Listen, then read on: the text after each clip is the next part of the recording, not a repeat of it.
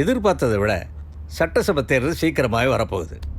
உன்னோட தொகுதியில் இனி நடக்க போகிற கட்சி கூட்டங்கள் எல்லாத்துலேயும் நீயும் மனைவியும் தவறாமல் கலந்துக்கிட்டு தங்கப்பாண்டியன் தன்னோட பதவியை பயன்படுத்திக்கிட்டு மக்களுக்கு செஞ்ச அநீதியும் கொடுமையும் மக்கள் முன்னாடி எடுத்து சொல்லி நம்ம கட்சியோட வெற்றியை உறுதிப்படுத்தணும்.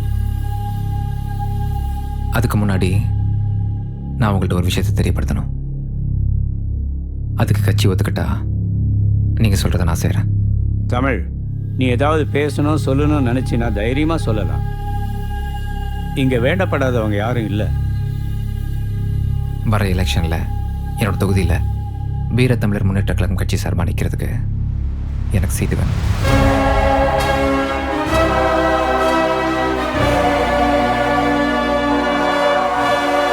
இந்த விஷயத்த கருணாநிட்ட தான் முதல்ல சொல்லணுன்னு இருந்தேன். அதுக்குள்ளே இங்கே பேச வேண்டியதாயிருச்சு. வரோம் பரவாயில்ல, சீட்டு கேட்டா கொடுத்துட முடியுமா? அப்ப இத்தனை வருஷமா இந்த கட்சிக்காக படிச்சவங்கலாம் எங்க போவாங்க? இந்த பாருங்க தம்பி, இந்த கட்சிக்குன்னு சில கட்டுப்பாடுகள் இருக்கு, புரியுதா? தங்கப்பாண்டியனுக்கு வர எலெக்ஷனில் நிற்கிறதுக்கு நிச்சயமாக சீட் கிடைக்காது. அதுக்கு முக்கியமான காரணம் நான் தான் தமிழ்நாட்டு மக்கள் எல்லாருக்கும் தெரியும். எந்த எதிர்பார்ப்புமே இல்லாமல் என் தொகுதி மக்களுக்கு நான் செஞ்ச ஒரு சில நல்ல காரியங்களால் எனக்கு நல்ல பேரும் மரியாதையும் இருக்குது. நீங்கள் நிறுத்துகிற வேட்பாளர் ஜெயிக்கணும்னா இனிமேல் தான் வேலையை ஆரம்பிக்கணும். ஆனால் நான் ஏற்கனவே ஆரம்பிச்சிட்டேன். இப்போ இருக்க சூழ்நிலையில் யார் நின்னா ஜெயிக்க அதிக வாய்ப்பு இருக்குன்னு நீங்களே முடிவு பண்ணிக்கணும். தலைவர்கிட்டையும் கட்சியில் இருக்க மற்ற தலைவர்கள்ட்டையும் பேசிட்டு கட்சியோட முடிவு சொல்கிற தமிழ். நான் எலெக்ஷனில் நிற்கிறதுன்னு முடிவு பண்ணிட்டேன். அதில் எந்த மாற்றமும் கிடையாது. அது உங்கள் கட்சி சார்பாவா சுயேட்சையாவான்றது நீங்கள் எடுக்கிற முடிவில் தான் இருக்குது.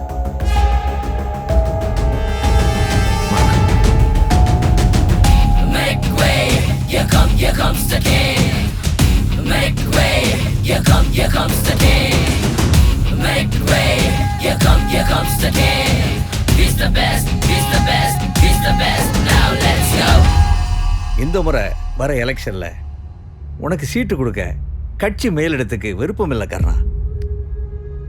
தங்கப்பாண்டிய விஷயத்தில் நீ தான் எல்லாத்தையும் புத்திசாலித்தனமாக திட்டம் போட்டு செஞ்சேன்னு தலைவர் நம்பினால தான் உனக்கு சீட்டு கொடுக்க ஒத்துக்கிட்டார். அவன் பேசுகிறத பார்த்தா மனசு மாறுற மாதிரியே தெரியலையா? எனக்கு கொஞ்சம் டைம் கொடுங்க. அந்த தொகுதியில் தமிழை நிற்க வச்சா நாம் ஜெயிக்கிறதுக்கு நிறைய வாய்ப்பு இருக்கு. அவனை எவ்வளோ சீக்கிரம் வழிக்கு கொண்டு வரையோ அவ்வளோ உனக்கு நல்லது. இல்லைனா சீட்டு தமிழரசனுக்கு தான். ராத்திரி பகல்னு தூக்கம் இல்லாமல் 5 வருஷமாக நான் எதிர்பார்த்துட்டு இருந்த தருணம் எங்கேருந்தா வந்து அந்த புறம்போக்கு தட்டிட்டு போக பார்க்குறான். அரசியல்னா மக்களுக்கு நல்லது செஞ்சால் போதும், தலைவன் ஆயிடலான்னு நினைக்கிறான். இது சகுனிகளும் சாணக்கியங்களும் ஆடுற ஆட்டம்னு நான் அவனுக்கு புரிய வைக்கிறேன்.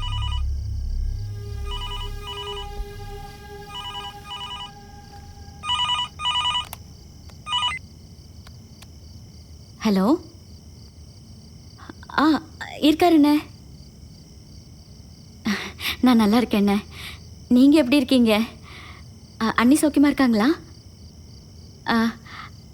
இதோ கொடுக்குறேண்ணே.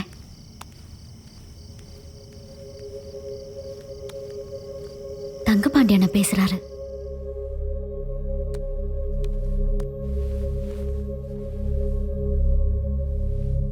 சொல்லுங்க பாண்டி. சரி வரேன். என்னவா? முக்கியமான விஷயம் பேசணும்னு உடனே வர சொல்றாரு.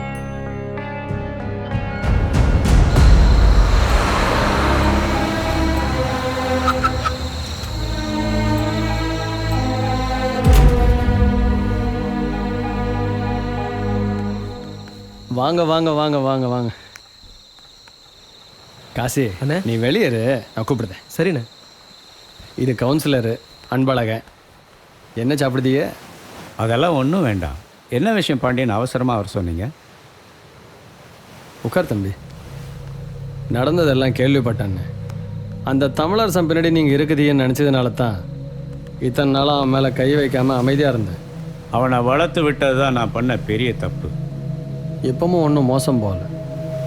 நான் ஒரு ஐடியா சொல்லுதேன், அதுக்கு நீங்கள் ஒத்துக்கிட்டீங்கன்னா நீங்கள் தான் நம்ம தொகுதியோட அடுத்த எம்எல்ஏ. என்ன சொல்லுதிய?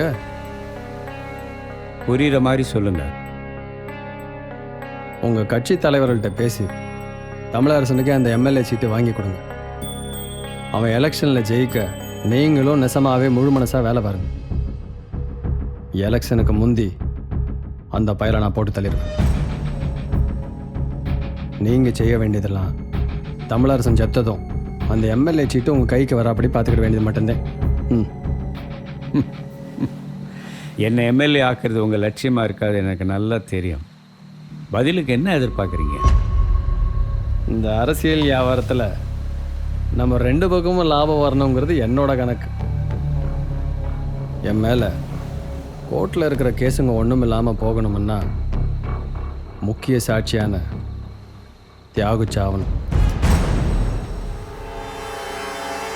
தியாகு எப்போ எங்கே வரணும்னு சொல்லுங்கள், அனுப்பி வைக்கிறேன்.